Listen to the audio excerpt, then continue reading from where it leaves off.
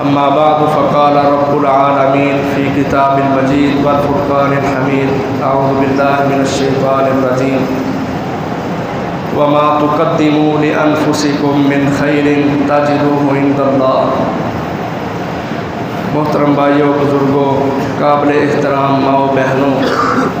آج عید الاضحیٰ کا دن ہے۔ الحمدللہ ہم نے عید کی نماز کو پڑھا ہے، خطبہ سن رہے ہیں، فارغ ہو کے اپنے گھروں میں جا کے قربانیاں کریں گے، گوشت کھائیں گے، لوگوں کو بھی کھلائیں گے۔ لیکن محترم بھائیوں، جو اس قربانی سے اللہ تعالی ہمیں درس دینا چاہتے ہیں، سبق سمجھانا چاہتے ہیں، وہ سبق ابراہیم علیہ السلام کی سیرت کے ساتھ جڑا ہوا ہے کہ جب ابراہیم علیہ السلام نے اللہ کے راستے میں قربانیاں دینے کی حد کر دی تو اللہ تبارک و تعالیٰ نے بطور انعام ان کو یہ قربانی کا جانور پیش کیا اور کہا اس کو اللہ کے راستے میں قربان کریں۔ آئے ہم سوچیں کہ ابراہیم علیہ السلام کا کیا رول تھا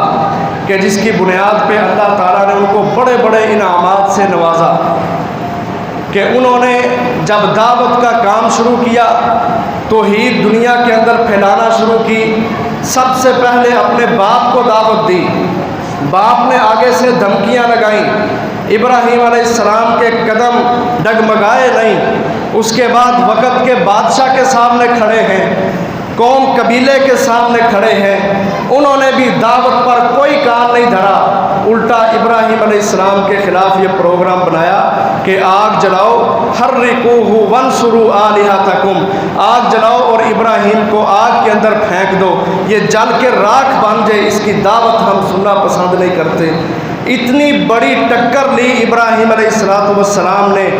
اپنے برادری کے ساتھ، اپنے قبیلے کے ساتھ، اپنے والد کے ساتھ، وقت کے بادشاہ کے ساتھ، لیکن اللہ کا حکم سامنے تھا، مشن سامنے تھا، مقصد سامنے تھا کہ میرے رب نے مجھے کس لیے منتخب کیا ہے، میرے رب نے مجھے خلیل کیوں بنایا ہے، میرے رب نے انی جاعلک للناس اماما یہ لقب مجھے کیوں عطا کیا ہے، واتخذ اللہ ابراہیم خلیلا میرے رب نے مجھے خلیل کیوں بنایا ہے، ان ابراہیم کان امۃ قانتا للہ حنیفا ولم یک من المشرکین شاکرا لانعمہ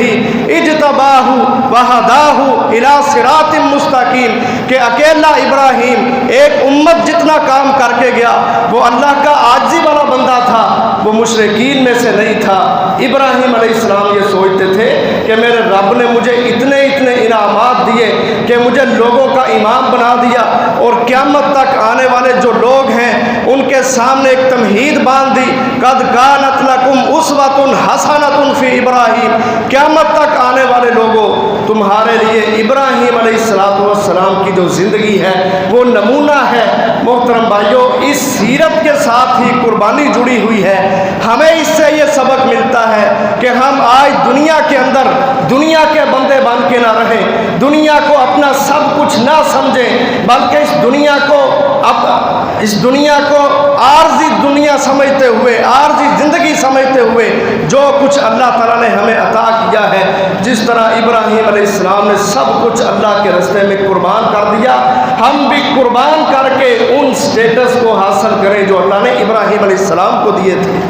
یہ بڑا مقصد ہے قربانی کرنے کا کہ جو کچھ اللہ تعالیٰ نے ہمیں عطا کیا ہے، وہ مال ہو، اولاد ہو، صلاحیتیں ہو، قوتیں، طاقتیں ہو، اللہ احکم الحاکمین کی طرف سے ہر قسم کی نعمت ہو، انسان یہ سمجھے کہ میں جو کچھ بھی ہوں اللہ کی رحمت کے ساتھ ہوں، میں نے اس دنیا کو ہمیشہ کی زندگی نہیں سمجھنا، سب کچھ اللہ کے راستے کے اندر قربان کر دینا ہے۔ اور اس کی مثال ہمیں محمد الرسول اللہ صلی اللہ علیہ وسلم سے بھی ملتی ہے کہ دنیا سے کس طرح استغنا ہے، دنیا کے اندر زہد والی زندگی گزاری ہے۔ نبی اکرم صلی اللہ علیہ وسلم کی بیوی ام المؤمنین عائشہ رضی اللہ عنہ بیان کرتی ہیں، ایک دفعہ 3 آدمی نبی صلی اللہ علیہ وسلم کے پاس آئے، کہتے ہیں اللہ کے رسول ہمارے پاس وسائل کی کمی ہے، ہم مسکین ہیں، ہمیں کچھ عطا کیجئے۔ کہ اللہ کے رسول کے پاس کچھ بھی نہیں تھا، لیکن اللہ کے رسول نے ان کو بٹھایا، کہا بیٹھ جاؤ۔ تھوڑی دیر بعد ایک بندہ آیا، وہ 3 دینار نبی صلی اللہ علیہ وسلم کو دے کے گیا۔ اب وہ جو 2 آدمی آئے تھے، ایک کو 1 دینار دے دیا، دوسرے کو دوسرا دینار دے دیا۔ عائشہ رضی اللہ عنہا بیان کرتی ہیں ایک دینار بچ گیا۔ اب حالت کیا ہے نبی صلی اللہ علیہ وسلم کی؟ دیکھو ہمارے نبی کی زندگی بھی ہمارے لیے نمونہ ہے۔ آج ہم دنیا کے مال کے انبار لگانا چاہتے ہیں، اپنے بینک بیلنس بنانا چاہتے ہیں، اور ہم دنیا کے اندر یہ نظریہ اور سوچ رکھتے ہیں کہ اگر ہم معاشی حوالے سے بہتر ہیں تو ہم دنیا اور آخرت کے کامیاب انسان ہیں۔ محترم بھائیو، یہ اشکال اپنے ذہنوں سے نکال دیں۔ دنیا میں صرف معاشی حوالے سے بہتر ہو جانا یہ کامیابی قطعاً نہیں ہے۔ دیکھو اپنے نبی کی زندگی، حضرت عائشہ رضی اللہ عنہ بیان کرتی ہیں رات ہو گئی، میں بار بار اٹھ کے دیکھتی کہ نبی صلی اللہ علیہ وسلم سو ہی نہیں رہے، بستر پر لیٹتے ہیں، تھوڑی دیر لیٹتے ہیں، پھر اٹھ جاتے ہیں، صحن میں چکر لگانے لگ جاتے ہیں۔ ساری رات آپ کی یہی کیفیت رہی۔ میں نے پوچھا کہ مجھے بتائیں کیا وجہ ہے کہ آپ کو آج نیند نہیں آ رہی؟ نبی اکرم صلی اللہ علیہ وسلم کے محترم بھائیوں الفاظ سننا اور اپنے ذہنوں کی حالت کو درست کرنا۔ نبی اکرم صلی اللہ علیہ وسلم نے کہا عائشہ میرے پاس ایک دینار پڑا ہے جو میرے پاس اس لیے آیا ہے تاکہ میں غرباء کے اندر، مساکین کے اندر، یتامہ کے اندر، جہاد کے اندر اس کو صرف کر دوں۔ میں یہ سوچ رہا ہوں کہ رات کا وقت ہے، اگر مجھے اسی حالت میں موت آ گئی کہ وہ دینار میرے پاس پڑا رہا تو میں اپنے رب کو جا کے کیا جواب دوں گا کہ محمد نے دنیا کے اندر ایک دینار جمع کیا تھا؟ یہ حالت ہے ہمارے نبی محمد صلی اللہ علیہ وسلم کی کہ دنیا کی کوئی پرواہ نہیں۔ دنیا کو یہ سمجھا کہ یہ قربانیاں دینے کے لیے اللہ تعالیٰ نے ہمیں پیدا کیا ہے، اس دنیا کے اندر بھیجا ہے۔ ہمارے پاس اگر ایک دینار بھی ہے تو ہم اس کو اللہ کے راستے کے اندر قربان کریں گے۔ اس سے آگے چلو،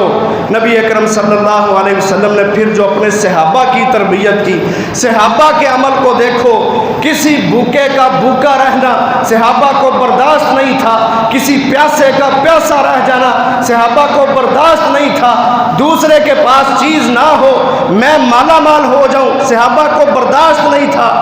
جنگ یرموک کا واقعہ ہے، حضرت حذیفہ العدوی رضی اللہ عنہ بیان کرتے ہیں، مسند احمد کی روایت ہے، حدیث کے اندر موجود ہے۔ حضرت حذیفہ بیان کرتے ہیں جب جنگ یرموک میں جنگ ختم ہوئی نا، میرا ایک چچا زاد تھا جو جنگ میں شریک تھا، مجھے اس کا خیال آیا کہ وہ نظر نہیں آ رہا، کہیں زخمی پڑا ہوگا یا شہید ہو گیا ہوگا۔ کہتے ہیں میں نے ایک مشک کے اندر پانی لیا کہ میں جاتا ہوں اپنے چچا زاد کو ڈھونڈ کے اس کو پانی پلاتا ہوں۔ کہتے ہیں بڑی تعداد تھی مسلمانوں کی،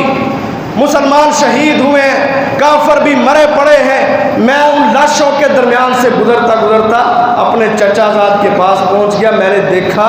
کہ وہ زخموں سے چور زمین کے اوپر پڑا ہوا ہے، میں نے اس کو پانی پلانا چاہا۔ کہتے ہیں وہ منہ کو مشک لگانے ہی لگا کہ ساتھ ایک اور صحابی دیکھا اس نے، جس نے کہا مجھے پیاس لگی ہے، زخموں سے چور صحابی رسول حذیفہ رضی اللہ عنہ کا چچا زاد، وہ صحابی تڑپ دیکھو کتنی ہے کہ اپنی فکر چلی گئی، کہا میرا بھائی پیاسا ہے، پہلے اس کو جا کے پانی پلاؤ۔ حضرت حذیفہ کہتے ہیں میں فوراً اٹھا، میں اس دوسرے صحابی کے پاس چلا گیا، میں اس کو ابھی پانی پلانے ہی لگا تھا کہ دور سے ایک تیسرا صحابی وہ بولا کہ مجھے پیاس لگی ہے، مجھے پانی پلایا جائے۔ کہتے ہیں میں پانی لے کے اس کے پاس گیا، ابھی اس کے پاس جا رہا ہوں کہ وہ دم توڑ گیا، وہ شہید ہو گیا، ابھی اس کے پاس پہنچا نہیں۔ پھر مجھے خیال آیا کہ جن دو کو میں چھوڑ کے آیا ہوں میں ان کو جا کے پانی پلاتا ہوں۔ کہتے ہیں میں واپس دوسرے صحابی کے پاس آیا، وہ بھی شہید ہو چکا تھا، اس سے اٹھ کے اپنے چچا زاد کے پاس آیا، وہ بھی اللہ کے راستے میں قربان ہو چکا تھا۔ 3 صحابی اس عمل کو اپنائے، حالانکہ جہاد میں ہے، شہادت کی موت ملی ہے جو سب سے اعلیٰ موت ہے، جو سب سے اعلیٰ رستہ ہے، دین کے اندر سب سے افضل عمل ہے، لیکن اس کے باوجود صحابہ کی یہ سوچ تھی کہ دنیا عارضی زندگی ہے، اس دنیا کے اندر خدمت خلق کر جاؤ، اللہ کے لیے قربانیاں دے جاؤ، خود بھوک پیاس کو برداشت کر لو، لیکن اپنے مسلمان بھائی کو اس کی بھوک پیاس کو قطعاً برداشت نہ کرو۔ 3 صحابی میدان کے اندر مارکے کے اندر شہید ہو گئے پیاس کی وجہ سے۔ یہ ہیں قربانیاں صحابہ کرام کی۔ محترم بھائیوں آئیں، یہ قربانیاں ہمیں یہ درس دیتی ہیں، قربانی ہمیں ایثار کا درس دیتی ہے۔ اللہ نے قرآن میں کہا فَكُلُوا مِنْهَا وَأَطْعِمُوا الْقَانِعَ وَالْمُعْتَرَّ، اور دوسری پہ فرمایا فَكُلُوا مِنْهَا وَأَطْعِمُوا الْبَائِسَ الْفَقِيرَ، تیسری جگہ پہ فرمایا لَن يَنَالَ اللَّهَ لُحُومُهَا وَلَا دِمَاؤُهَا وَلَكِنْ يَنَالُهُ التَّقْوَىٰ مِنْكُمْ، کہ اللہ کو تمہاری قربانیوں کا گوشت نہیں پہنچتا، اللہ کو تمہاری قربانیوں کا خون نہیں پہنچتا، اللہ تمہارے دلوں کا تقویٰ دیکھنا چاہتے ہیں، اور تقوی کی انتہا یہ ہے کہ بندہ جو اپنے لیے پسند کرتا ہے اپنے مسلمان بھائی کے لیے بھی وہ پسند کرے۔ فَكُلُوا مِنْهَا، خود بھی کھاؤ، وَأَطْعِمُوا الْقَانِعَ وَالْمُعْتَرَ، جو نہیں مانگتے ان کو بھی دو، جا کے جو سوالی بن کے آ جاتے ہیں ان کو بھی دو، جو باعث ہیں فقیر محتاج ہیں ان کو بھی دو۔ تو قربانیوں کا محترم بھائیوں سب سے بہتر جو پوائنٹ اللہ تعالیٰ ہمیں سمجھانا چاہتے ہیں وہ تقویٰ ہے، اور دوسرے نمبر پر یہ بات ہے کہ اپنے مسلمان بھائیوں کو، غریبوں، مسکینوں، یتیموں کو خود پر ترجیح دو۔ جو قربانیاں اللہ تعالیٰ نے تمہیں عطا کی ہیں ان قربانیوں کا گوشت خود بھی کھاؤ، اور غرباء مساکین کے اندر بھی تقسیم کرو۔ اللہ تعالیٰ سے دعا ہے اللہ تعالیٰ ہمیں قربانیوں سے ان سبق کو حاصل کرنے کی توفیق عطا فرمائے۔ وآخر دعوانا الحمد للہ رب العالمین۔